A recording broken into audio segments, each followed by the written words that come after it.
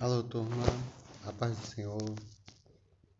Senti de hoje fazer um vídeo o mais informal possível, porque sinceramente, se eu for começar a pensar em fazer vídeos buscando editar ao máximo, eu não dou conta. Ainda me falta muita habilidade para trabalhar com essa tecnologia, trabalhar com edições. Então, senti esse desejo de poder compartilhar com vocês alguns pensamentos, alguns posicionamentos que eu tenho a respeito sobre a vinda de Jesus Cristo. Sei que faz muito tempo que eu não posto nada nesse canal, mas eu acho que a gente tem que recomeçar. Precisa fazer alguma coisa, precisa passar para frente alguns conhecimentos. E eu gostaria de compartilhar com vocês um posicionamento que eu tenho a respeito de Apocalipse capítulo 12. No livro de Apocalipse capítulo 12, nós temos aquela passagem tradicional, bem conhecida por muitos que se propõem a estudar o livro de Apocalipse, que é a passagem da mulher e o dragão, quando diz assim: E viu-se um grande sinal do céu, uma mulher vestida do sol, tendo a lua debaixo dos seus pés e uma coroa de 12 estrelas sobre sua cabeça. E estava grávida e com dores de parto, e gritava com ânsias de dar à luz. E viu-se outro sinal no céu, e eis que era um grande dragão vermelho que tinha 7 cabeças e 10 chifres, e sobre as suas cabeças 7 diademas. E a sua cauda levou após si a terça parte das estrelas do céu, e lançou-as sobre a terra, e o dragão parou diante da mulher que havia de dar à luz, para que, dando ela à luz, lhe tragasse o filho. E deu à luz um filho, um varão que há de reger todas as nações com vara de ferro, e o seu filho foi arrebatado para Deus e para o seu trono. E a mulher fugiu para o deserto, onde já tinha lugar preparado por Deus, para que ali vamos voltar, pegar aqui, fosse alimentada durante 1000 anos e 60 dias. Perdão, durante 1260 dias. E houve a batalha no céu. Miguel e os seus anjos batalhavam contra o dragão, e batalhava o dragão e os seus anjos. Mas não prevaleceram, nem mais o seu lugar se achou nos céus. E foi precipitado o grande dragão, a antiga serpente, chamado Diabo e Satanás, que engana todo mundo. Ele foi precipitado na terra, e os seus anjos foram lançados com ele. E ouvi uma grande voz no céu que dizia: Agora chegada está a salvação, e a força e o reino de nosso Deus, e o poder do seu Cristo. Porque já o acusador de nossos irmãos é derribado, o qual diante de nosso Deus os acusava de dia e de noite. E eles o venceram no sangue do Cordeiro pela palavra do seu testemunho, e não amaram as suas vidas até a morte. E, por fim, pelo que alegrai-vos, ó céus, e vós que neles habitais, ai dos que habitam na terra e no mar, porque o diabo desceu a vós e tem grande ira, sabendo que já tem pouco tempo. Ao observarmos essa parábola, essa visão de João sobre o que aconteceria nos últimos dias, nós vamos pegar uma visão simbólica, uma visão dada por Deus a João, apontando aí uma mulher grávida. Note que a mulher ela estava vestida de sol, tinha a lua aos seus pés, estrelas, 12 estrelas à sua cabeça, e estava grávida. Muitas pessoas acham que essa visão dessa mulher seja a igreja.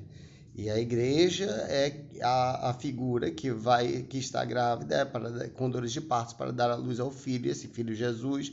Na realidade, não é bem assim. Essa mulher que está grávida, ela é Israel. E notem, o que você tem aqui não é uma visão pontual para uma época, mas ao longo de épocas. Ela pega sempre o passado, o presente e o futuro. Lembre, a palavra de Deus ela não tem uma aplicação só no passado, só no presente ou só no futuro. Ela tem uma aplicação no passado, presente e futuro concomitantes. Significa dizer que a palavra de Deus que se cumpriu no passado, ela é tão eficaz que ela pode se cumprir hoje e automaticamente se cumprir no futuro. É claro que tem trechos, passagens que são específicas, que são próprias para uma época. Por exemplo, se tem que Moisés atravessou o Mar Vermelho. Não quer dizer que vai existir um Moisés hoje que vai atravessar o Mar Vermelho novamente. Não necessariamente. No entanto, a aplicação dessa palavra ela é dada hoje e pode ser utilizada hoje como fonte profética. O que eu quero apontar para vocês é que essa mulher, ela trata-se da igreja ela trata-se, eu estou aqui, perdão, eu disse que é informal, não vou cortar, então vamos corrigindo aqui. Ela é Israel. Israel deu à luz a igreja, isso ao passado. No entanto, aqui nós temos essa mulher como o tempo também, e o tempo de Israel. E esse tempo de Israel vai chegar quando a igreja for arrebatada. Quem é esse bebê que Israel, ou o tempo de Israel, está esperando? Esse bebê aí tanto é a igreja, como é Jesus Cristo. Note, essa criança há de nascer, e de acordo com a palavra, com a palavra lida, de acordo com a Bíblia, ela há de nascer e vai reger as nações com varas de ferro. Nós sabemos que é Jesus. No entanto, nós devemos entender que a igreja é o corpo de Cristo. Sendo a igreja o corpo de Cristo, Cristo é o cabeça. Em regra, uma criança quando nasce, qual é a primeira parte que vai sair do ventre da mulher? É a cabeça.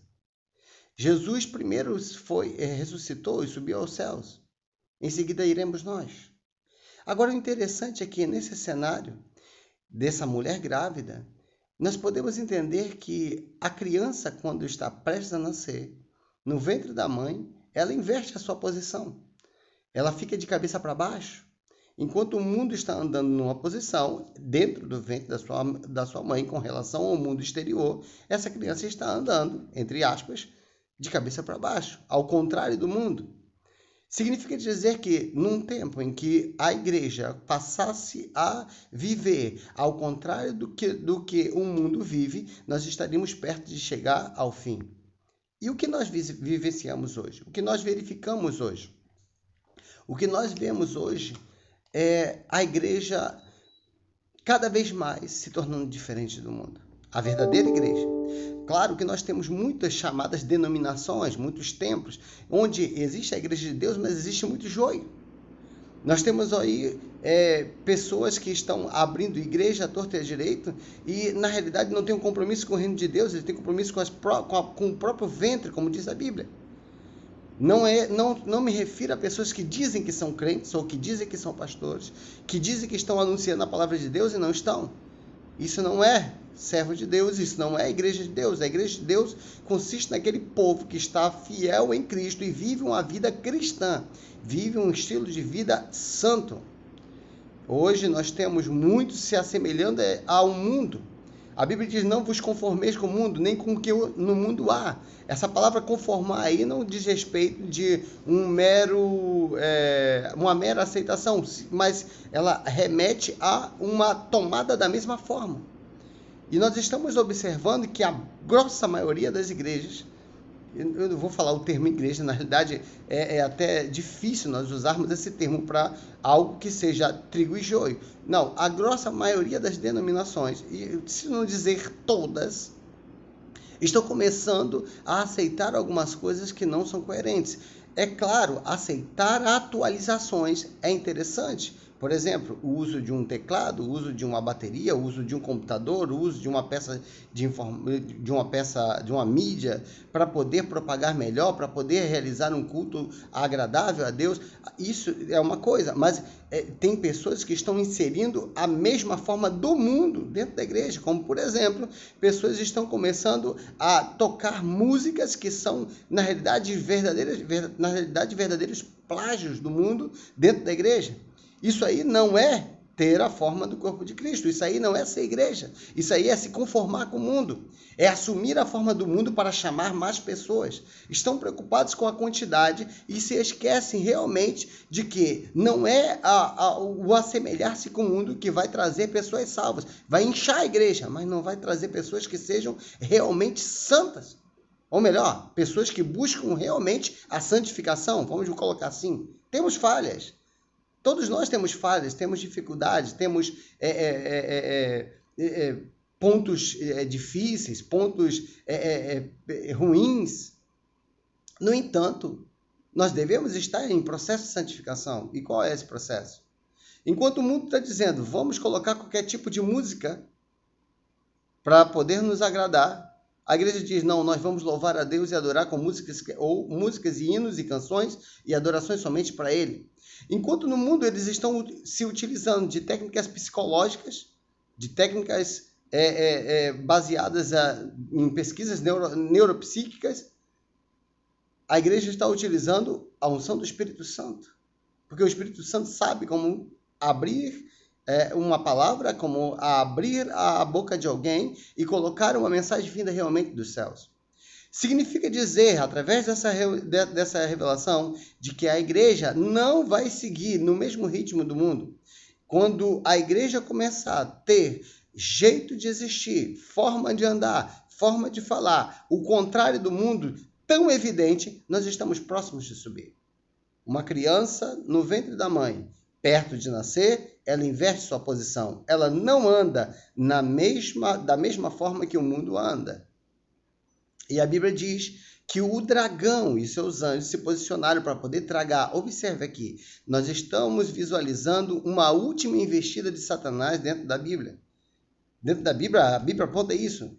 A última tentativa de Satanás de impedir que a igreja suba, de impedir que o povo santo suba. Porque enquanto a igreja está aqui, ele tem tempo. Quando a igreja sair, o tempo dele começa a contar e ele terá bem pouco tempo. Observa. A Bíblia fala na carta aos Tessalonicenses que ao soar, olha bem, ao soar da trombeta, ao clamor, à voz de arcanjo, a igreja subirá. Nós subiremos. Entenda que a Bíblia fala em alarido e voz de arcanjo. Alarido é um grito de guerra. Como vai haver um grito de guerra dentro de um evento tão sublime? Vão chamar a igreja será chamada para as bodas do Cordeiro, ou seja, para ela casar-se com o Cordeiro, com Cristo. Como é que vai haver guerra? Muitas pessoas dizem, não, aqui essa figura diz respeito à queda de Lúcifer na época em que ele estava no céu. Não, isso aí não diz respeito, porque aqui ele não está apresentado como querubim, ele está apresentado já como dragão. Ele já está transformado, ele já está caído. Então, aqui nós vemos agora a segunda queda drástica de Satanás, quando ele se posiciona junto com seus anjos para impedir que o arrebatamento ocorra, mas é frustrado por conta da intervenção de Deus por meio do arcanjo Miguel e dos seus anjos. E quando isso acontece, a guerra entre o arcanjo Miguel e seus anjos, e o dragão e seus anjos, e, de repente, o dragão é lançado por terra junto com os anjos. Significa que, se antes Lúcifer caiu do terceiro céu ao segundo, ou seja, para o cosmos, agora ele vai cair do cosmos para a terra, e na terra ele vai começar a intervenção dele. Só que ele não começará, ressaltando, enquanto a igreja de Deus não subir. Nós estamos vivendo tempos em que a igreja está mudando a sua forma de viver. Verdade.